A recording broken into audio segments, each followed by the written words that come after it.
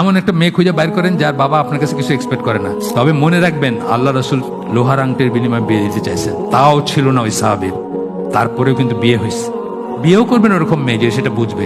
সেদিন পয়লা দিনে এসে বলে আমার আমার ড্রেসিং টেবিল কই, আমার আলনা কই, আমার এটা কই, ওটা কই, তাহলে আপনি মারা গেছেন। ইস, এই জিনিসটা আমি দোয়া করি রীতিমতো আল্লাহর কাছে। আপনাদের অবস্থা তো কেমন এক ধরনের খারাপ, আর মেয়েদের অবস্থা কিন্তু অন্য ধরনের খারাপ। আমি বিয়ে করতে আগ্রহী, মাশাআল্লাহ, আমার জমানো কোনো অর্থ নেই, মাসিক আয় একদম স্বল্প।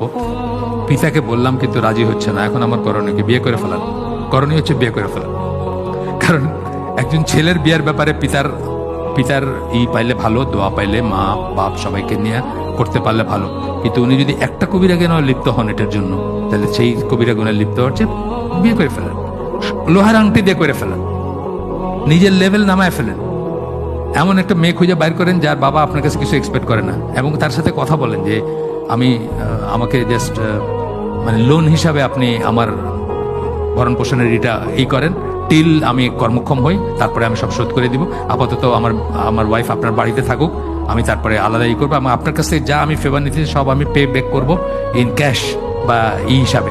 এই হিসাবে করতে পারেন অ্যারেঞ্জমেন্ট। এটা জায়েজ না জায়েজ যে তা না, কি বলুন? হ্যাঁ, সেটা আল্লাহ খাওয়াবেন বলেন। বলছে আপনি যে বাসায় চাকরানি রাখলে কি খাওয়ান?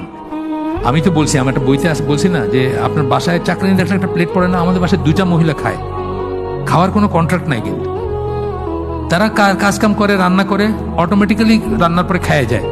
তা আপনার নাইলে আরেকটা মহিলা খাবে।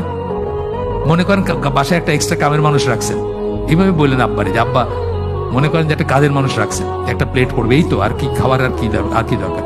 বিয়েও করবেন ওরকম মেয়ে যে সেটা বুঝবে। সেদিন পয়লা দিনে এসে বলে আমার আমার ড্রেসিং টেবিল কই, আমার আলনা কই, আমার এটা কই, ওটা কই, তাহলে আপনি মারা গেছেন। তো তবে মনে রাখবেন, আল্লাহ রসুল লোহার আংটির বিনিময়ে বিয়ে দিতে চাইছেন, তাও ছিল না ওই সাহাবীর, তারপরেও কিন্তু বিয়ে হয়েছে। সুতরাং আমরা যে বলি নিজের পায়ে দাঁড়াক তারপরে, এটা সেই ব্যাপার না। তবে মহিলার রাজি হইতে হবে, ওনাকে ওরকম খুঁজে বাইর করতে হবে। ইস, এই জিনিসটা আমি দোয়া করি রীতিমতো আল্লাহর কাছে। আপনাদের অবস্থা তো কেমন এক ধরনের খারাপ, আর মেয়েদের অবস্থা কিন্তু অন্য ধরনের খারাপ। আমরা যে বিয়ে শাদী নিয়ে কাজ করি, 20টা মেয়ের এগেনস্ট একটা ছেলের বায়োডাটা পাই আমরা। 20টা মেয়ে কুমারী, আর স্বামী পরিত্যক্তা বা ডিভোর্সিত রয়েই গেল। এগুলো যে আমাদের কোথায় নিয়ে যাচ্ছে, সমস্ত ভিতর দিয়ে সব সব নামাজ রোজা সব গোল্লায় যাচ্ছে আর কি।